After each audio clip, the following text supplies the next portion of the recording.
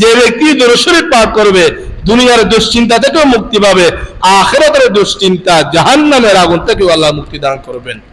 ওয়া ইগফারু লাকা যামবুকা, শুধু দুশ্চিন্তা থেকে মুক্তি নয় বান্দা, দুশ্চিন্তা করতে গিয়ে জীবনে অনেক গুনাহে তুমি লিপ্ত হয়েছো, আমার হাবিবের উপর দুরূদ শরীফ পাঠ করার কারণে তোমার সমস্ত গুনাহ আমি আল্লাহ মাফ করে দিলাম। যে কোনো দুশ্চিন্তা আপনার আমার জীবনে চলে আসবে, সাথে সাথে উযু করে 2 রাকাত নামাজ পড়ে দাঁড়িয়ে যাব, নামাজ পড়ে আল্লাহর কাছে দোয়া করা, দুশ্চিন্তা থেকে মুক্তির জন্য আল্লাহর কাছে দোয়া করা। আমার কথা নয়, কুরআনুল কারীমের কথা। সূরাতুল বাকারা 153 নম্বর আয়াত আল্লাহ বলেন, ইয়া আইয়ুহাল্লাযীনা আমানুস্তাঈনু বিস-সাবরি ওয়াস-সালাম, ইয়া আইয়ুহাল্লাযীনা আমানুস্তাঈনু বিস-সাবরি ওয়াস-সালাম ইন্নাল্লাহা মা'আস-সাবিরিন। হে বান্দারগণ, যে কোনো দুশ্চিন্তা মুসিবত থেকে রেহাই পাওয়ার জন্য সাহায্য আমরা কার কাছে চাইবো? একটু আওয়াজ করে বলেন, সাহায্য আমরা কার কাছে চাইবো? আমরা যে কোনো বিপদের সময় সাহায্য একজনের কাছে চাইবো, তিনি কে? যে কোনো দুশ্চিন্তা থেকে মুক্তির জন্য। সূরা বাকারা 43 নম্বর আয়াত আল্লাহ পাক রব্বুল আলামিন বলেন, ওয়াস্তাঈনু বিস-সাবরি ওয়াস-সালাম ওয়া ইন্নাহা লাকাবীরাতুন ইল্লা আলাল খাশিঈন। সাহায্য আমরা নামাজের মাধ্যমে চাইবো। আল্লাহর কাছে সাহায্য চাইবো আমরা কিসের মাধ্যমে? আল্লাহ চাইলে এমনও তো বলতে পারতেন, ইস্তাঈনুল্লাহ, আল্লাহর কাছে সাহায্য চাও। ইস্তাঈনু বিস-সাবরি ওয়াস-সালাহ, নামাজ পড়ে আল্লাহর কাছে সহযোগিতা চাও। এটা কি জন্য বললেন? আল্লাহকে চাইলে আমরা কোনো আমল না করলেও আমাদের সহযোগিতা করার ক্ষমতা আল্লাহর নেই, তো নামাজ পড়ে সাহায্য চাও, এটা কি জন্য বললেন? আমাদের দেশে একটা কথা আছে, কিছু পেতে হলে কিছু দিতে হয়। বলেন, কিছু পেতে হলে কিছু, বুঝুন না কথা, কিছু পেতে হলে কিছু ফ্রি, কেউ আপনাকে কিছু দিবে না। ফিতরাতাল্লাহ হিল্লাযী ফাতারান নাস আলাইহা, মানুষের স্বভাব, মানুষকে আল্লাহ কোন স্বভাবে সৃষ্টি করলেন? বলে আল্লাহর স্বভাবেই আল্লাহ মানুষকে সৃষ্টি করলেন। মানুষের কাছ থেকে যেমন কিছু পেতে হলে তাকে হাদিয়া দিতে হয়, যদিও বা সরকারি আদালতে গেলে আরেকটা দিতে হয়, এটার নাম বলতেছি না আর কি। মানুষের কাছ থেকে পেতে হলে যেমন হাদিয়া দিতে হয়, ঠিক তেমনি ভাবে আল্লাহর কাছ থেকে কোনো কিছু পেতে হলে আল্লাহকে কি দিতে হবে? হাদিয়া দিতে হবে। আল্লাহর হাদিয়া কি? আল্লাহ তারিফ করা, আল্লাহর প্রশংসা করা। আল্লাহর হাদিয়া হলো তার সামনে নতজানু হয়ে নামাজ আদায় করা, এটা হলো আল্লাহর হাদিয়া। ওয়াস্তাঈনু বিস-সাবরি ওয়াস-সালাম, বান্দা দুশ্চিন্তার মধ্যে আসো, মুক্তি পেতে হলে আর 2 রাকাত নামাজ পড়ে আল্লাহর কাছে দোয়া করো। বলো হুজুর কি দোয়া করব? আগে শিখালাম, আল্লাহুম্মা ইন্নী আউযু বিকা মিনাল হাম্মি ওয়াল হাযান ওয়া আউযু বিকা মিনাল আজজি ওয়াল কাসাল ওয়া আউযু বিকা মিনাল বুখলি ওয়াল জুবন ওয়া আউযু বিকা মিন গালাবাতিদ দাইনি ওয়া কাহরির রিজাল। নামাজ পড়ে আল্লাহর কাছে দোয়া করেন। হযরত হুযায়ফাতুল ইয়ামান রাদিয়াল্লাহু তাআলা আনহু, রাসূলের অনেক বড় সাহাবী, তিনি বলেন, কানা রাসূলুল্লাহ সাল্লাল্লাহু আলাইহি ওয়াসাল্লাম ইযা হাযাবাহু আমরুন ফাজিআ ইলাস সালাহ। আল্লাহ রাসূলের জীবনে আমরা দেখেছি যে কোনো সময় সমাজের কারণে দুশ্চিন্তা হলো, পরিবার থেকে দুশ্চিন্তার সম্মুখীন হয়েছে, দাওয়াতের কাজ করতে গিয়ে কাফেরদের অত্যাচারের সম্মুখীন হয়েছে, যে কোনো বিপদ যখন রাসূলের সামনে আসলো, ফাজিআ ইলাস সালাহ, আল্লাহ রাসূল সর্বপ্রথম নামাজের জন্য তিনি দাঁড়িয়ে যেতেন। তিনি নামাজ পড়ে সহযোগিতা কার কাছে চাইতেন? আল্লাহর কাছ থেকে। এজন্য দুশ্চিন্তা থেকে মুক্তির 3 নম্বর আমল হলো কি করা? নামাজের মাধ্যমে আল্লাহর কাছে সহযোগিতা চাওয়া।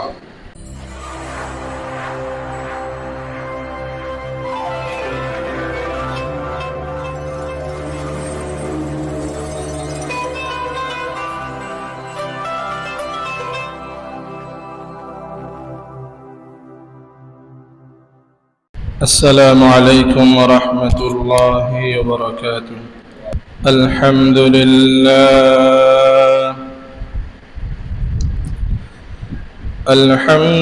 لله نحمده ونستعينه ونستغفره ونؤمن به ونتوكل عليك ونعوذ بالله من شرور أنفسنا ومن سيئات أعمالنا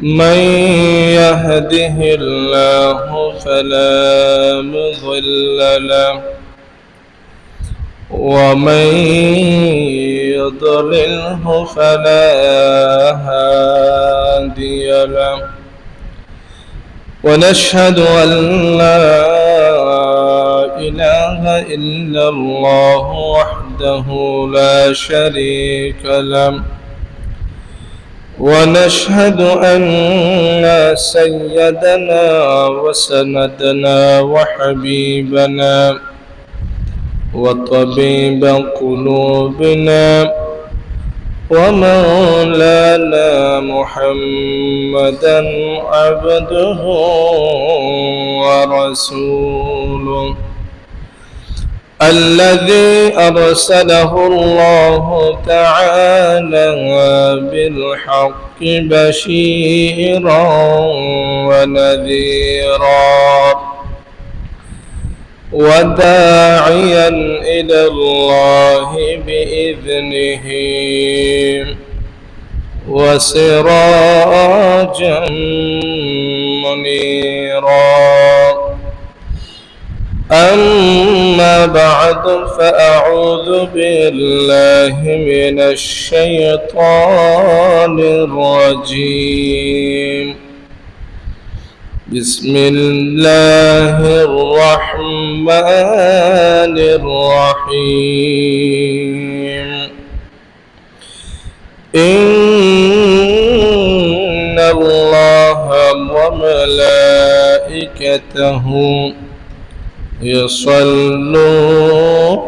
على النبي يا أيها الذين آمنوا صلوا عليه وسلموا تسليما وعن عبد الله بن مسعود رضي الله تعالى عنه قال رسول الله صلى الله عليه وسلم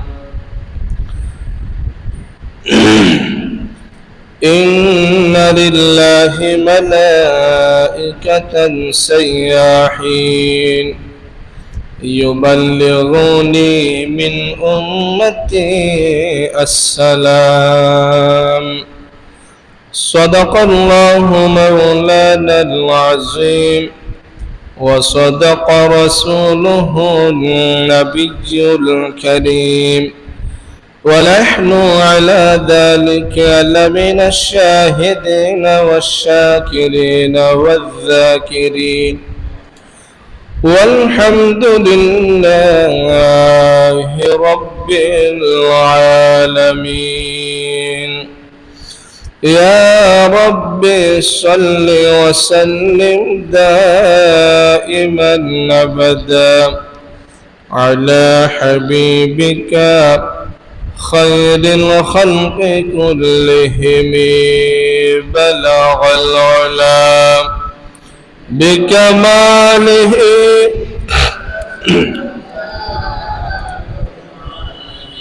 حسنت جميع خصاله بلغ العلا بكماله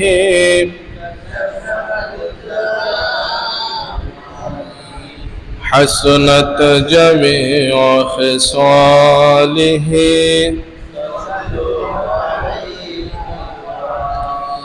توحیدك امانت سینوں میں ہمارا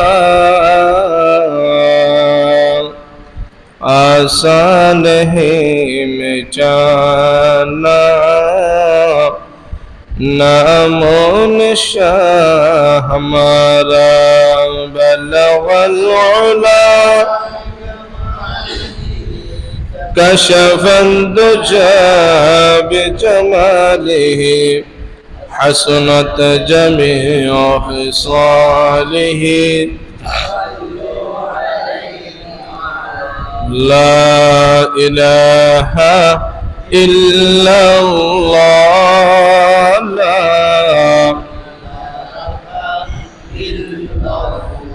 لا إله إلا الله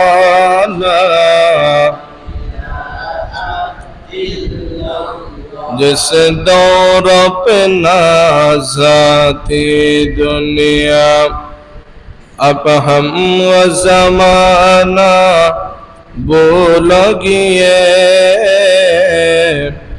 औरों की कहानी याद रहा हम अपना फसाना भूल गया ला इलाहा لا إله لا إله إلا الله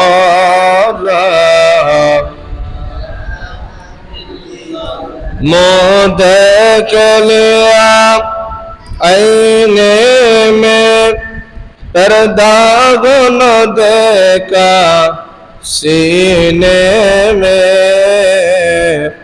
दिल ऐसा लगाया दुनिया में मरने को मुसलमान भूल गया ला इलाहा इल्लल्लाह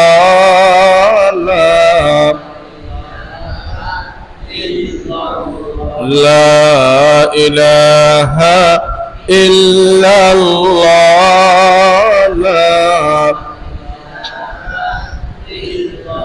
मुहम्मदुर रसूलुल्लाह सल्लल्लाहु अलैहि वसल्लम सल्लल्लाहु अलैहि वसल्लम सल्लल्लाहु अलैहि वसल्लम।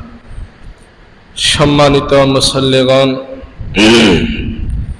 সর্বপ্রথম আল্লাহ তাআলার দরবারে অপরন্ত অগণিত শুকরিয়া আদায় করতেছি যে আল্লাহ পাক রব্বুল আলামিন অত্যন্ত দয়া করে, মায়া করে, মহব্বত করে, ভালোবেসে সুস্থতার সহিত দীর্ঘ হায়াত দান করে পবিত্র সালাতুল জুমা আদায় করার জন্য পৃথিবীর সর্বোচ্চ পবিত্রময় ও বরকতময় জায়গায় আসার, কোরআন ও হাদিস থেকে কথা বলার, শোনার সুযোগ করে দিয়েছেন। সেজন্য আমরা সকলেই সেই মহান রবের শুকরিয়া আদায় করে পড়ি আলহামদুলিল্লাহ।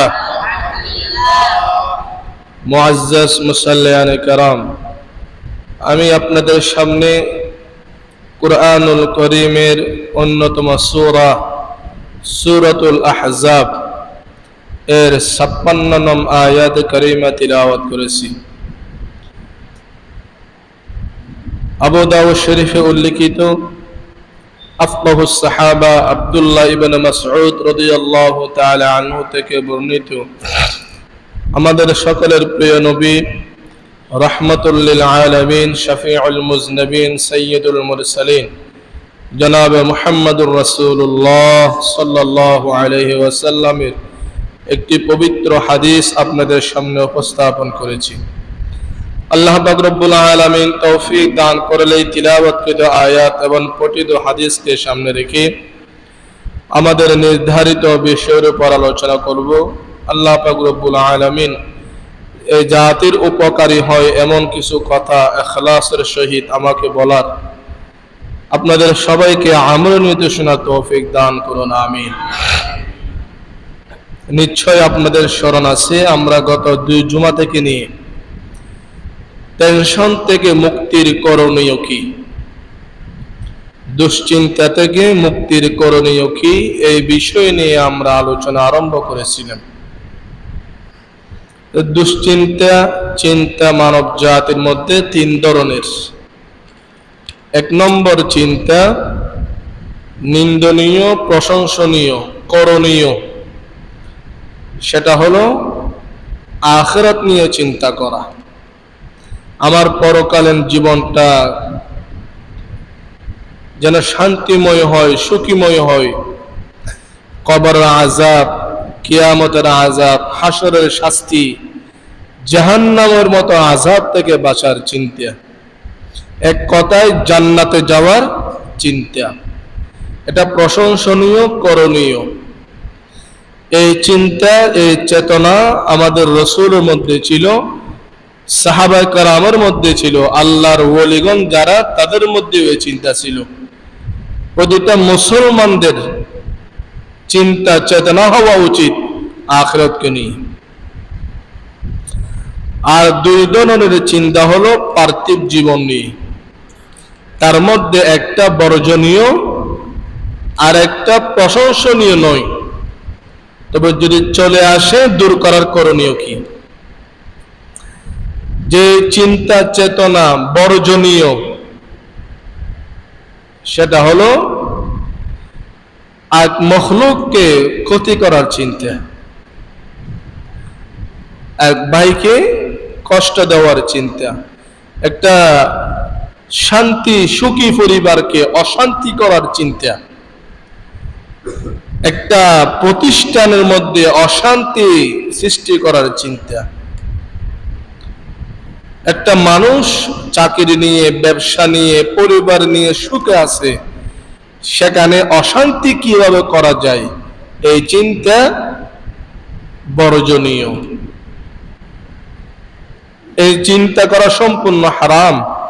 এই চিন্তা যারা লালন করে, আল্লাহ বলেন খাসিরাত দুনিয়া ওয়াল আখিরাহ, তারা দুনিয়াও শেষ, আখিরাতেও শেষ। আরেকটা চিন্তা হলো যেটা আমরা না চাইলেও আমাদের মধ্যে চলে আসে, অসুস্থতার কারণে দুশ্চিন্তা, পরিবার নিয়ে দুশ্চিন্তা, সমাজ নিয়ে দুশ্চিন্তা, ব্যবসায় লস খাইতেছি, চাকরির মধ্যে সময় ভালো যাইতেছে না, নানান কারণে আমাদের মধ্যে অশান্তি জিনিসটা চলে আসে। বেহায়া মখলুক, দাওয়াত না দিলেও চলে আসে এটা। এই চিন্তা থেকে বাঁচার জন্য এক নম্বর, গত জুমায় বলেছিলাম, বেশি বেশি করে আল্লাহর কাছে কি করা? দোয়া করা। এই দুশ্চিন্তা যদি আমাদের মধ্যে চলে আসে, এটা থেকে বাঁচার জন্য এক নম্বর আমল হলো আল্লাহর কাছে দোয়া করা। কসরাতুদ দুআ ওয়াল ইস্তিআজ মিনহু, আল্লাহর কাছে অশান্তি থেকে পানাহ চাওয়া, দুশ্চিন্তা থেকে আল্লাহর কাছে আশ্রয় চাওয়া, এক নম্বর আমল। বিশেষ করে কয়েকটা দোয়ার কথা আমি এখানে বলেছিলাম। এক সাহাবীর এক দোয়ার কথা আপনাদের বলি। আবু দাউদের মধ্যে হাদিসটি পাবেন। হাদিসের বর্ণনাকারী আবু সাঈদ আল খুদরি রাদিয়াল্লাহু তাআলা আনহু। এই হাদিস গত জুমায় বলেছিলাম। আবু সাঈদ খুদরি রাদিয়াল্লাহু তাআলা আনহু বলেন, دخل النبي صلى الله عليه وسلم ذات يوم المسجد, আল্লাহর রাসূল একদিন মসজিদে প্রবেশ করলেন। মসজিদে প্রবেশ করেই দেখতেছেন, فإذا هو رجل من الأنصار يقال له أبا أمامة, মসজিদের নববীতে একজন ব্যক্তি বসা, সমাজের মধ্যে তাকে সবাই আবু উমামা বলে ডাকে। কি নামে ডাকে? আবু উমামা। এবার রাসূল বললেন, মালি আরাকা জালিসান ফিল মসজিদে ফি গায়রি ওয়াক্তিস সালাহ, আরে ভাই, এখন তো কর্ম করে খাওয়ার সময়, ব্যবসার সময়, কাজ করার সময়, এখনো তো নামাজের সময় হয় নাই, এই অসময়ে তুমি মসজিদে কেন বসা? কে বলতেছে? রাসূল সাহাবীকে বলতেছে।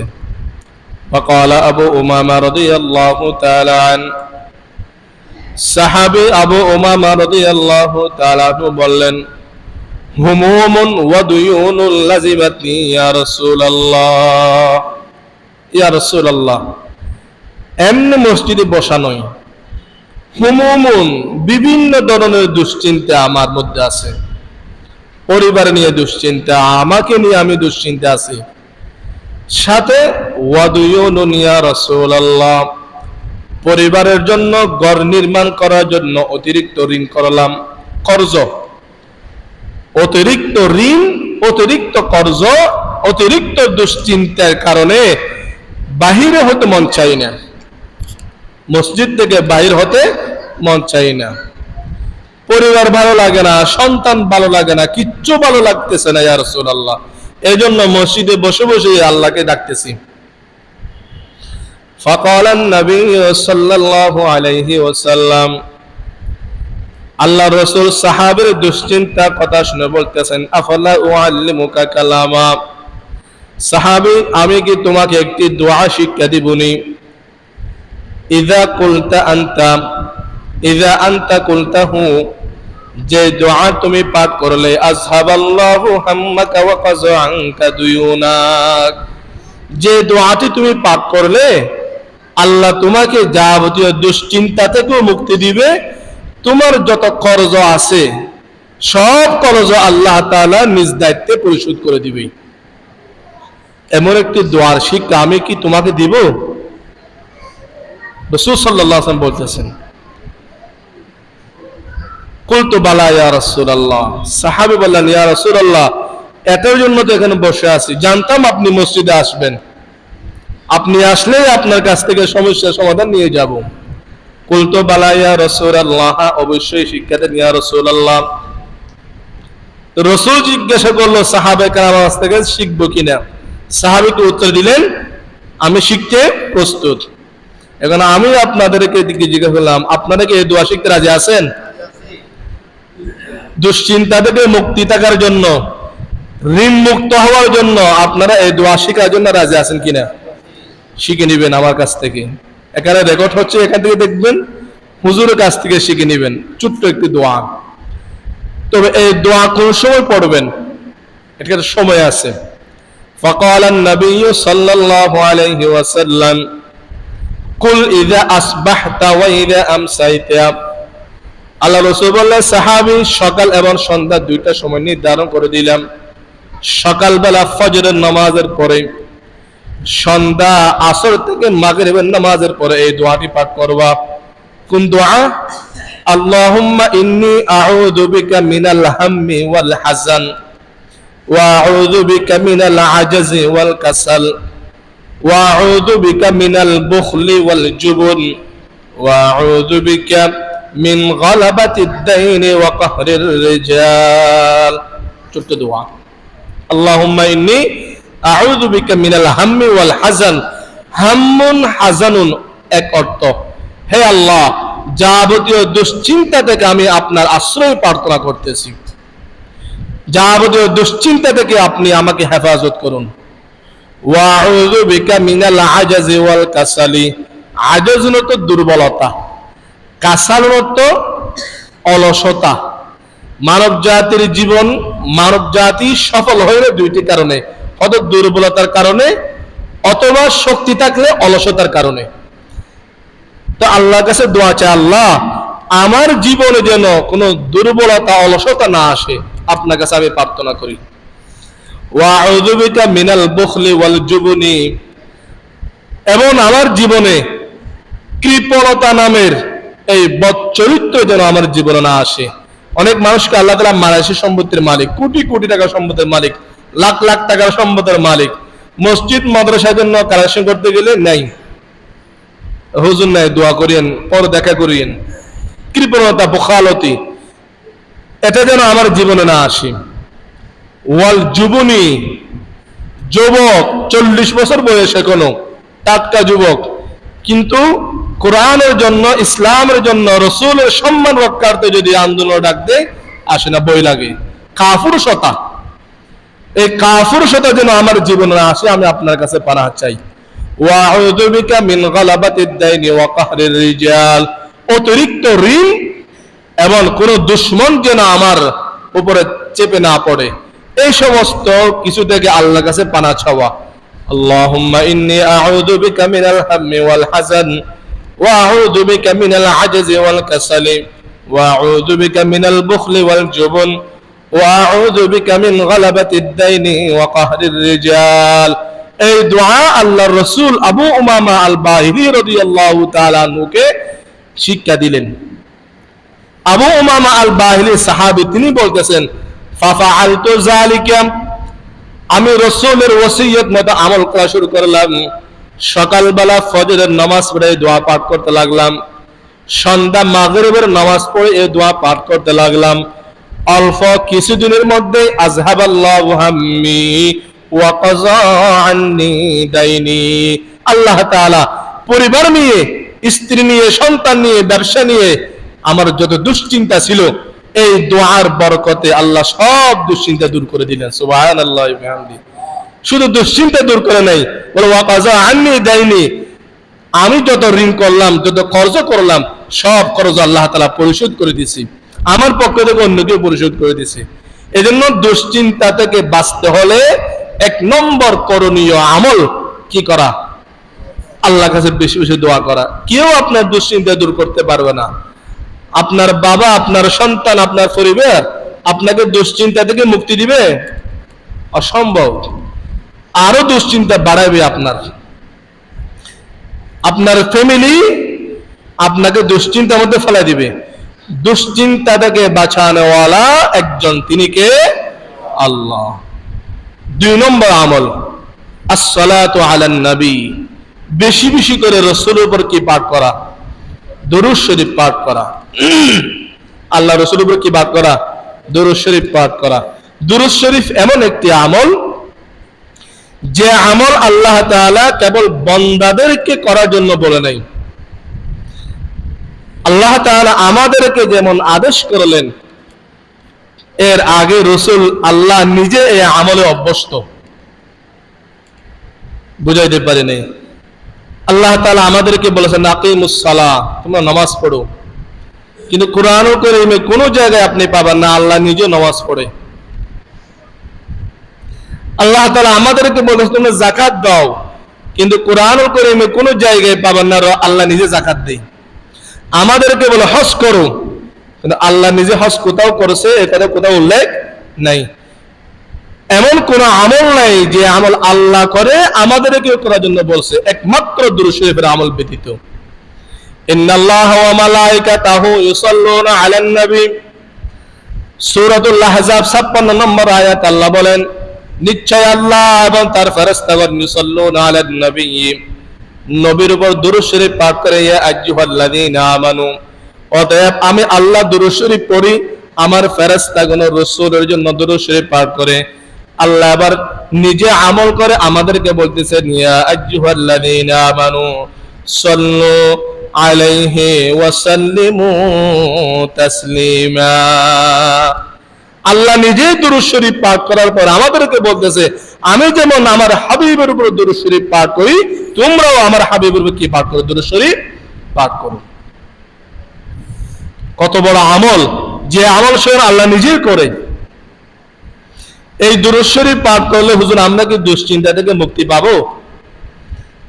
আমাদের যত দুশ্চিন্তা আছে, দুনিয়া কেন্দ্রিক হোক, আখিরাত নিয়ে দুশ্চিন্তা হোক, যত দুশ্চিন্তা আছে দুরূদ শরীফ পাঠ করলে দুশ্চিন্তা থেকে মুক্তি পাওয়া যাবে কিনা? হযরত আবু দারদা রাদিয়াল্লাহু তাআলা আনহু হাদিস বর্ণিত, তিনি বলেন, আমি রাসূলের দরবারে গিয়ে বললাম, ইয়া রাসূলুল্লাহ ইন্নী উকসিরুস সালাতা আলাইকা, আমি আপনার উপর বেশি দুরূদ শরীফ পাঠ করি।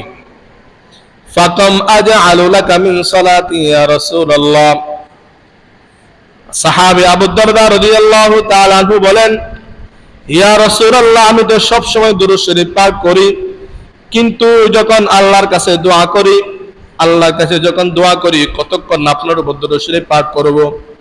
দোয়া করার সময় আপনার শানে কতক্ষণ দুরূদ শরীফ পাঠ করব? আল্লাহ রাসূল বললেন মা শিইতা, তোমার যতক্ষণ মন চায় দুরূদ শরীফ পড়ো। এবার সাহাবী বলতেছেন, ইয়া রাসূলুল্লাহ আর রুবা, আমি দোয়া করব 10 মিনিট, এটাকে আমি 4 ভাগ করব, 2.5 মিনিট শুধু আপনার শানে দুরূদ শরীফ পড়ব, বাকি 3 মিনিট নিজের জন্য, পরিবারের জন্য দোয়া করব। হবে? কাকে জিজ্ঞাসা করতেছে? রাসূলকে জিজ্ঞাসা করতেছে। রাসূল বললেন মা শিতা, আরে তোমার যা মন চাই পড়ো, তবে একটা কথা মনে রাখো, ফাইন জিতা ফাহুয়া খায়রুল লাকা, আর একটু বেশি পড়লে তোমার জন্য আরো ভালো হবে। ফাকুলতু, তখন আমি বললাম ইয়া রাসূলুল্লাহ আন-নিসফা, 10 মিনিটের মধ্যে 5 মিনিট আপনার জন্য দুরূদ বরাদ্দ করলাম, বাকি 5 মিনিট দাআ লিনাফসিহি, নিজের জন্য দোয়া করব। আল্লাহ রাসূল বললেন মা শিতা, তাও বলা, তবে ফাইন জিতা ফাহুয়া খায়রুল লাকা, আর একটু বেশি পড়লে আরো ভালো। এবার আমি বললাম ইয়া রাসূলুল্লাহ as-সুলুসাইন, দোয়া 3 ভাগ করে 2 ভাগ শুধু আপনার শানে দুরূদ শরীফ পাঠ করব, আর 1 ভাগের মধ্যে নিজের জন্য পরিবারের জন্য দোয়া করব, তাহলে হবে কিনা? ফাকাল an-নবী সাল্লাল্লাহু আলাইহি ওয়াসাল্লাম মা শিতা, তোমার যা মন চাই পড়ো, তবে ফাইন জিতা ফাহুয়া খায়রুল লাকা, আর একটু বেশি পড়লে আরো ভালো হয়।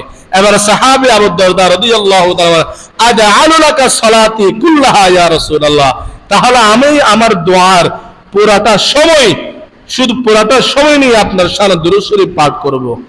এই কথা শোনার পরে ফাকাল an-নবী সাল্লাল্লাহু আলাইহি ওয়াসাল্লাম, ইযান তুকফা হাম্মুকা ওয়া ইউগফার লাকা যামবুক, যদি তুমি দোয়ার পুরাটা সময় আমার উপর দুরূদ শরীফ পাঠ করতে পারো, আমি গ্যারান্টি দিয়ে বলতেছি, তোমার যত দুশ্চিন্তা আছে, দুনিয়া কেন্দ্রে হোক আখিরাতকে কেন্দ্র করে হোক, যত দুশ্চিন্তা আছে, দুরূদ শরীফের বিনিময়ে আল্লাহ সমস্ত দুশ্চিন্তা থেকে তোমাকে মুক্তি দান করবেন।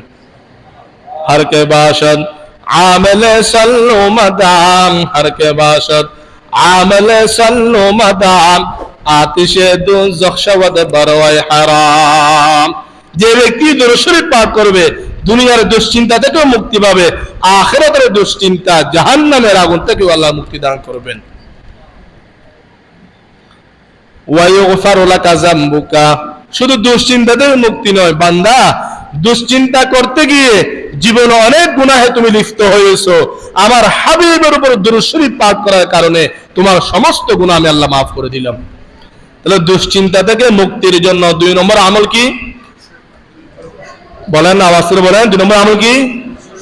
বিশেষ করে জুমাবারে, বিশেষ করে কি বারে?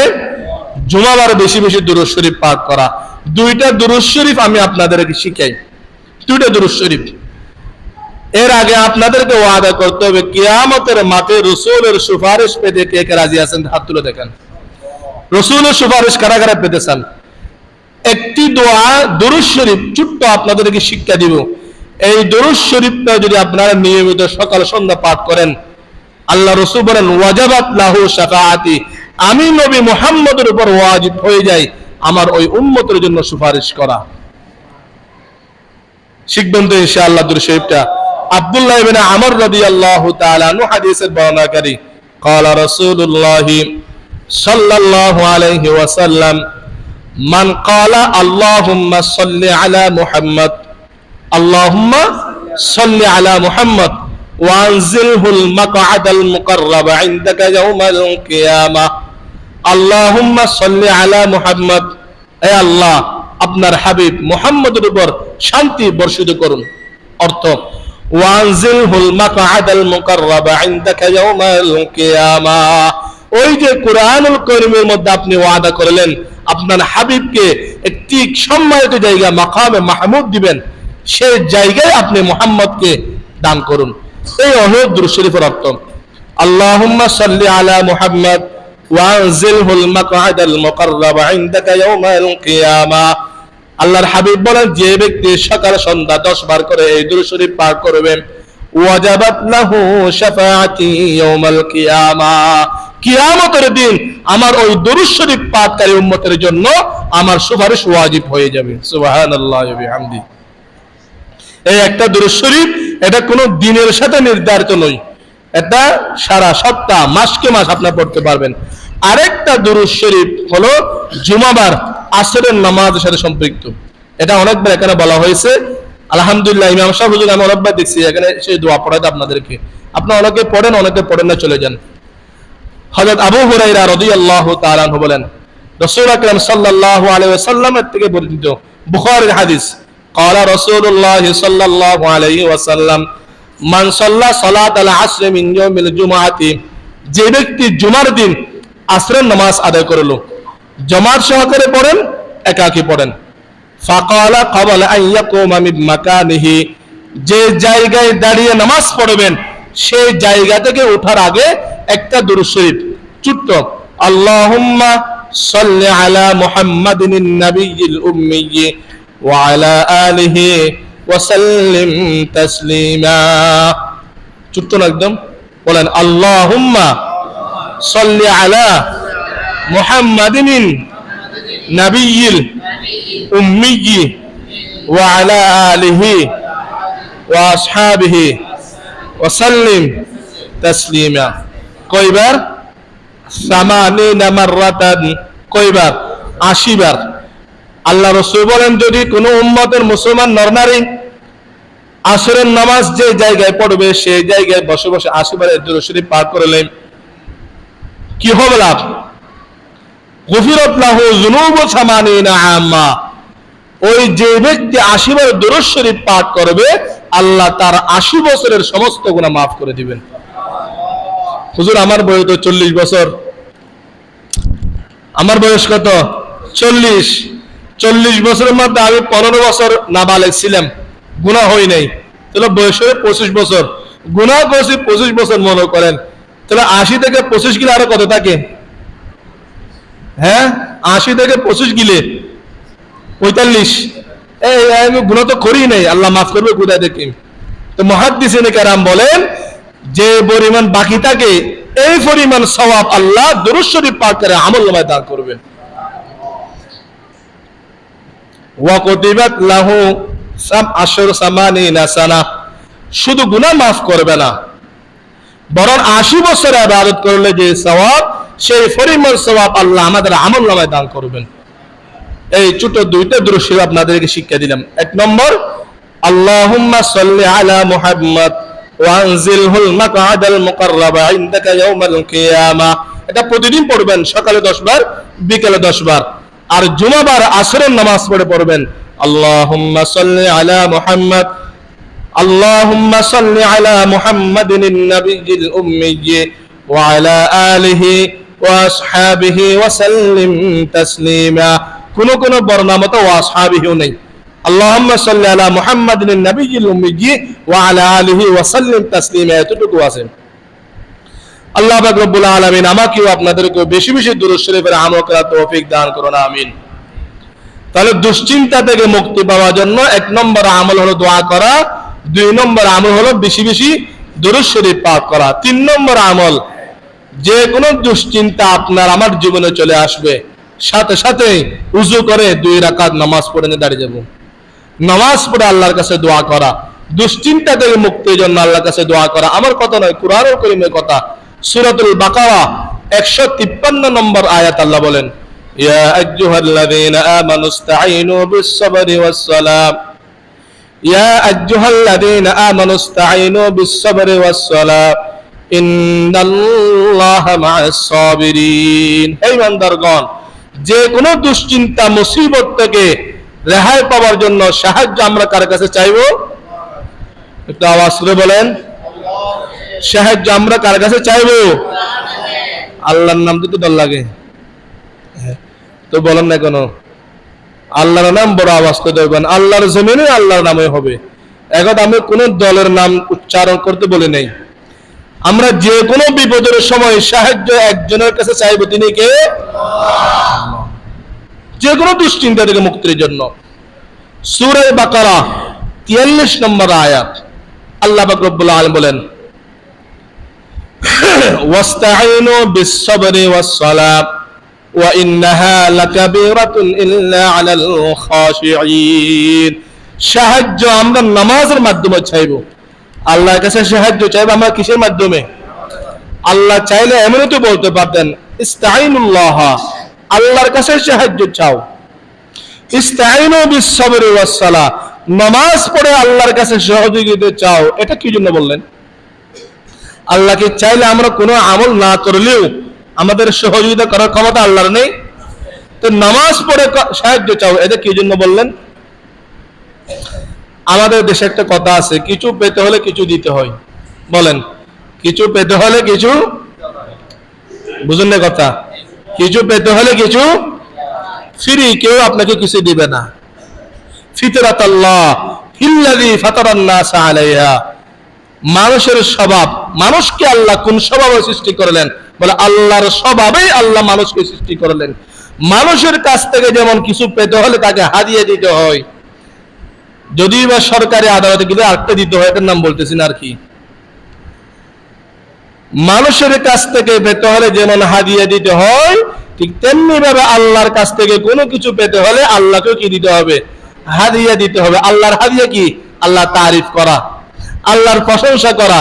আল্লাহর হাদিয়া হলো তার সামনে নতজানু হয়ে নামাজ আদায় করা, এটা হলো আল্লাহর হাদিয়া। ওয়াস্তাইনু বিস-সাবরি ওয়াস-সালাহ, বান্দা দুশ্চিন্তার মধ্যে আসো, মুক্তি পেতে হলে আর 2 রাকাত নামাজ পড়ে আল্লাহর কাছে দোয়া করো। বলো হুজুর কি দোয়া করব? আগে শিখালাম, আল্লাহুম্মা ইন্নী আউযু বিকা মিনাল হাম্মি ওয়াল হাযান ওয়া আউযু বিকা মিনাল আজজি ওয়াল কাসাল ওয়া আউযু বিকা মিনাল বুখলি ওয়াল জুবন ওয়া আউযু বিকা মিন গালাবাতিদ দাইনি ওয়া কাহরির রিজাল। নামাজ পড়ে আল্লাহর কাছে দোয়া করেন। হযরত হুযায়ফাতুল ইয়ামান রাদিয়াল্লাহু তাআলা আনহু, রাসূলের অনেক বড় সাহাবী, তিনি বলেন, কানা রাসূলুল্লাহ সাল্লাল্লাহু আলাইহি ওয়াসাল্লাম ইযা হাযাবাহু আমরুন ফাজিআ ইলা সালাহ। আল্লাহর রাসূলের জীবনে আমরা দেখেছি যে কোনো সময় সমাজের কারণে দুশ্চিন্তা হলো, পরিবার থেকে দুশ্চিন্তার সম্মুখীন হয়েছে, দাওয়াতের কাজ করতে গিয়ে কাফেরদের অত্যাচারের সম্মুখীন হয়েছে, যে কোনো বিপদ যখন রাসূলের সামনে আসলো, ফাজিআ ইলা সালাহ, আল্লাহ রাসূল সর্বপ্রথম নামাজের জন্য তিনি দাঁড়িয়ে যেতেন। তিনি নামাজ পড়ে সহযোগিতা কার কাছে চাইতেন? আল্লাহর কাছ থেকে। এজন্য দুশ্চিন্তা থেকে মুক্তির 3 নম্বর আমল হলো কি করা? নামাজের মাধ্যমে আল্লাহর কাছে সহযোগিতা চাওয়া। 4 নম্বর আমল, সময় শেষ, আমি সংক্ষিপ্ত শেষ করে দিচ্ছি। 4 নম্বর আমল হলো আত-তাওয়াক্কুল আলাল্লাহ, আল্লাহর উপর কি করা? পূর্ণ তাওয়াক্কুল করা, ভরসা, আস্থা একমাত্র কার উপর হবে? আল্লাহর উপর। দুশ্চিন্তা থেকে মুক্তি দানকারী একজন, তিনি কে? আল্লাহ। হযরত মূসা আলাইহিস সালাতু ওয়াস সালামের ঘটনা এখানে বলা হয়েছিল। ফেরাউন এবং ফেরাউনের অত্যাচার থেকে বাঁচার জন্য হযরত মূসা আলাইহিস সালাতু ওয়াস সালাম তার বাহিনী উম্মত বনি ইসরাইলকে নিয়ে চলে যাইতেছে। সামনে বিশাল সাগর, সাগরের সামনে গিয়ে সামনে সাগর পড়ে গেল, পিছনে তাকাইতেছে সব দুশমন। ফেরাউন এসে একটাকে রাখবে না, কচু কাটা করবে সবাইকে। ফালাম্মা তারাল জামাল ক্বালা আসহাবু মূসা ইন্না লামুদরাকুন। মূসা আলাইহিস সালাতু ওয়াস সালামের উম্মত গাদ তেরা জাতি বনি ইসরাইল যখন পিছনে থেকে দেখলো ফেরাউন তার বাহিনী নিয়ে আসতেছে, সাথে সাথে তারা বলল, ক্বালা আসহাবু মূসা ইন্না লামুদরাকুন। বনি ইসরাইল বলতেছে, মূসা তোমার সাথে আমাদের কোনো শত্রুতা থাকলে শাস্তি দিতা, খুব ভালো কথা। এখানে এসে সাগরের পাশে এসে দুশমনের হাতে কেন আমাদেরকে ফেলে দিলা? ইন্না লামুদরাকুন, ওই তো খুব সন্নিকট, তারা এখন চলে আসবে, এখন এসে আমাদেরকে হত্যা করে ফেলবে। মূসা আলাইহিস সালাম বললেন, কাল্লা, এটা কখনো সম্ভব নয়। ইন্না মাইয়া রাব্বি সায়াহদিন, এই দুশ্চিন্তা থেকে, এই মুসিবত থেকে আমাদেরকে উদ্ধারকারী একজন, তিনি কে? সাথে সাথে এই কথা মূসার জবান থেকে বাইরে হতে দেরি ফাওহাইনা ইলা মূসা, আল্লাহ পাক রব্বুল আলামিন হযরত মূসা আলাইহিস সালাতু ওয়াস সালামের কাছে ওহী প্রেরণ করলেন। মূসা তাকে তাকার সময় নাই, ইদরিব বিআসাকাল বাহরা, লাঠি যেটা আছে এটাকে শুধু সাপ মারার জন্য দিয়েছি তোমাদের, এটা যে কোনো বিপদের সময় ব্যবহার করার জন্য দিয়েছি। এই লাঠি নাও, আদরিব বিআসাকাল বাহরা, সাগরের মধ্যে বাড়ি মারো। হযরত মূসা আলাইহিস সালাতু ওয়াস সালাম আল্লাহর ওহী পাওয়ার সাথে সাথে লাঠি দিয়ে সাগরের মধ্যে একটা আঘাত করলেন। 12টা বংশের জন্য সাগরের মধ্যে বিশাল 12টা রাস্তা আল্লাহ তাআলা তৈরি করে দিলেন। যে বিপদের সময়, দুশ্চিন্তার সময় আল্লাহর উপর আস্থা রাখবেন, দুশ্চিন্তা থেকে মুক্তির পথ কে বাহির করে দিবে বলেন? আল্লাহ। হযরত ইব্রাহিম আলাইহিস সালাতু ওয়াস সালাম দাওয়াতের কারণে রাষ্ট্রযন্ত্র তার পিছনে লেগে গেছে।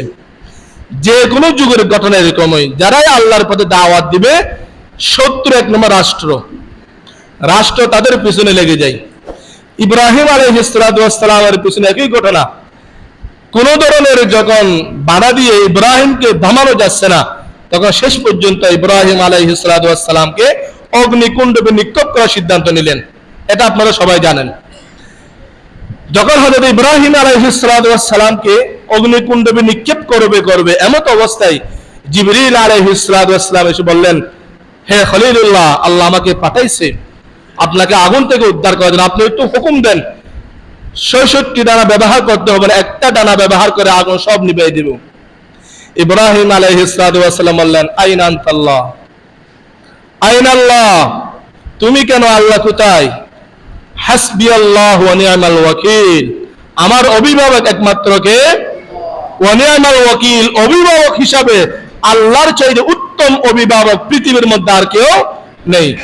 قالوا حسبنا الله ونعم الوكيل قالها ইব্রাহিম হিনা উলকিয়া ফিন নার, ইব্রাহিম আলাইহিস সালাতু ওয়াস সালাম কি যখন আগুনে নিক্ষেপ করবে, পৃথিবীর কোন ব্যক্তির কাছে ইব্রাহিম সহযোগিতা চাই নাই। তিনি বললেন শুধু হাসবি আল্লাহ ওয়া নি'মাল ওয়াকিল, আমার আস্থা, পূর্ণ আস্থা বিশ্বাস কার উপরে? আল্লাহর উপরে। নিক্ষেপ করে দিলেন। কি হলো? ইব্রাহিম আলাইহিস সালাম পুড়ে গেছে। আল্লাহ তাআলা ইব্রাহিমের জবান দিয়ে যখন বলল হাসবুনাল্লাহু ওয়া নি'মাল ওয়াকিল, বলেন হাসবুনাল্লাহু ওয়া নি'মাল ওয়াকিল, এতটুকু বলতে দেরি আল্লাহ তাআলা আগুনকে বলল, ইয়া নারু কুনি বারদাও ওয়া সালামান আলা ইব্রাহিম, হে অগ্নি, তোমার কাছে আজকে আমার খলিলুল্লাহ ইব্রাহিম মেহমান হবে, ভালো করে আপ্যায়নের ব্যবস্থা করো। কুলনা ইয়া নারু কুনি বারদাও ওয়া সালামান আলা ইব্রাহিম, ইব্রাহিম আলাইহিস সালাতু ওয়াস সালাম অগ্নিকুণ্ডে 40 দিন মেহমান ছিলেন। কয়দিন? একদিন না তো, কয়দিন? 40 দিন। ইব্রাহিম আলাইহিস সালাম ওখান থেকে বাইরে হয়ে বলতেছে, দুনিয়াতে আমার যতদিন হায়াত ছিল সবচাইতে আরামের মধ্যে ছিলাম আমি নমরুদের অগ্নিকুণ্ডের মধ্যে। কিসের কারণে? হাসবি আল্লাহ ওয়া নি'মাল ওয়াকিল, দুশ্চিন্তা থেকে মুক্তির দোয়া, হাসবুনাল্লাহু ওয়া নি'মাল ওয়াকিল। আরো অনেক দোয়া আছে। রাসূল আকরাম সাল্লাল্লাহু আলাইহি ওয়াসাল্লাম উহুদের ময়দানে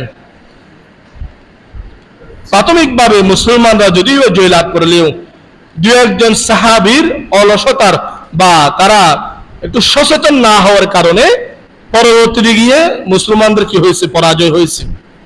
প্রায় ৭০ জন সাহাবী উহুদের ময়দানে কি শাহাদাত বরণ করেছে। সবগুলোর কবর কিন্তু এক জায়গার মধ্যে আছে।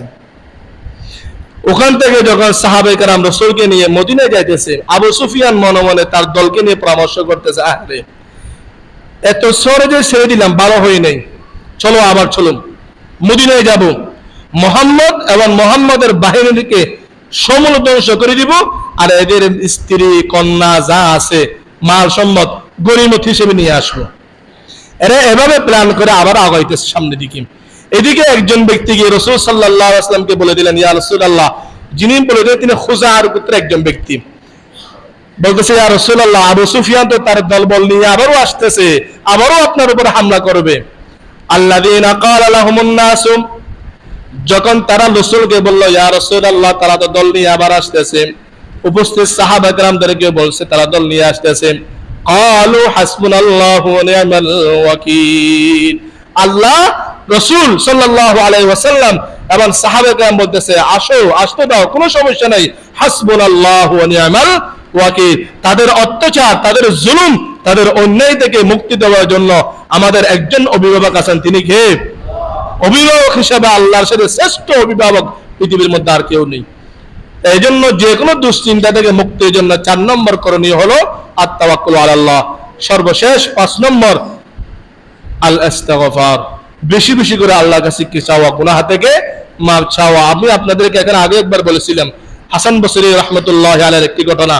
একজন ব্যক্তি ইমাম কুরতুবী রাহমাতুল্লাহি আলাইহি সূরা নূহ 10 থেকে 12 নম্বর আয়াত এই তাফসীরের কে লক্ষ্য করে তিনি একটা ঘটনা উল্লেখ করেছেন। হাসান বসরি রাহমাতুল্লাহি আলাইহির কাছে একজন ব্যক্তি এসে বললেন, হুজুর, আমার খেতিবাড়ি সব নষ্ট হয়ে যাচ্ছে অনাবৃষ্টির কারণে, আপনি একটু আল্লাহর কাছে দোয়া করেন। হাসান বসরি রাহমাতুল্লাহি আলাইহি ইস্তাগফিরুল্লাহ, আল্লাহর কাছে গুনাহ মাফ চাও।